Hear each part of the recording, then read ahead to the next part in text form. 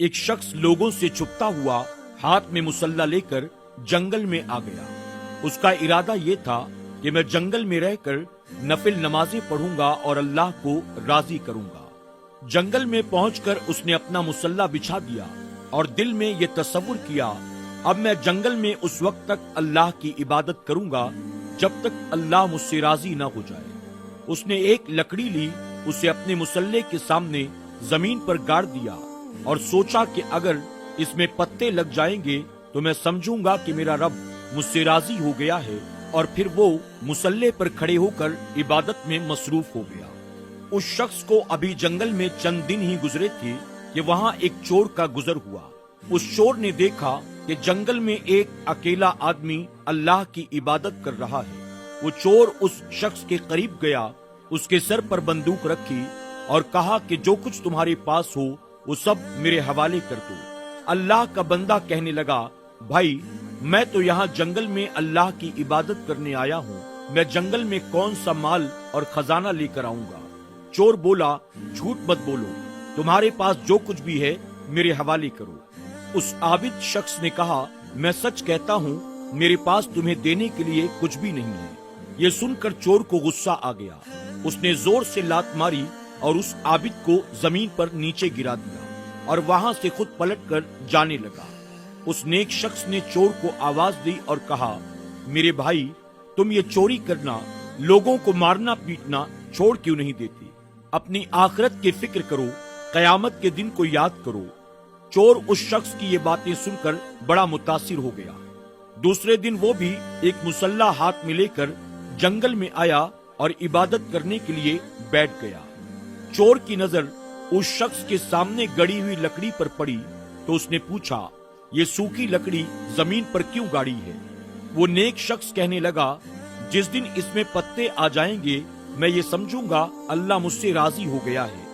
یہ سن کر چور نے بھی ایک سوکھی لکڑی اٹھائی اور اپنے مسلح کے سامنے زمین پر گاڑ دی اور اپنے دل میں خیال کیا کہ جس دن یہ لکڑی سبز ہو جائے گی میں یہ سمجھوں گا کہ اللہ تعالیٰ نے میرے تمام گناہوں کو معاف فرما دیا ہے۔ کچھ دیر کے بعد انہیں جنگل میں کسی کے چیخ و پکار کی آواز سنائی دینے لگی۔ دونوں ادھر ادھر دیکھنے لگے تو چور نے کہا، کوئی چیخ رہا ہے، شاید کسی کو ہماری مدد کی ضرورت ہے۔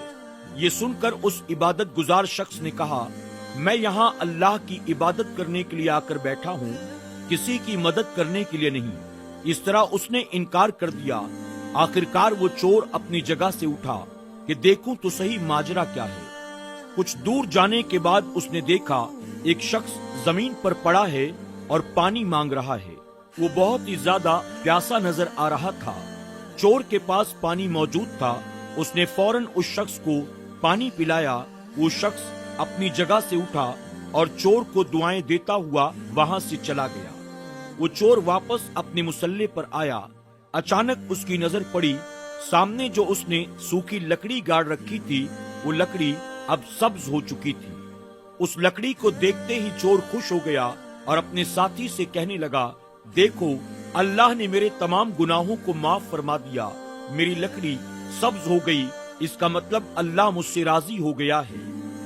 ناظرین اکرام، اس واقعے سے پتہ چلتا ہے کہ اللہ تعالیٰ صرف اللہ اللہ کہنے سے راضی نہیں ہوتا، بلکہ جو لوگ اللہ کی مخلوق کی مدد کرتے ہیں اللہ ان سے بھی راضی ہوتا ہے، بلکہ اللہ تبارک و تعالیٰ اپنے بندوں کی پریشان حالوں کی، ضرورت مندوں کی مدد کرنے کو زیادہ پسند فرماتا ہے۔ وہ چور اپنا مسلح اٹھا کر اپنے گھر کی طرف چل پڑا۔ عبادت گزار مایوس ہو کر اس لکڑی کو دیکھتا رہا اور اپنی قسمت پر افسوس کرتا رہا۔ دوستوں، امید کرتے ہیں کہ آج کی ہماری یہ ویڈیو آپ کو ضرور پسند آئی ہوگی۔ اس ویڈیو سے آپ نے کیا سبق حاصل کیا؟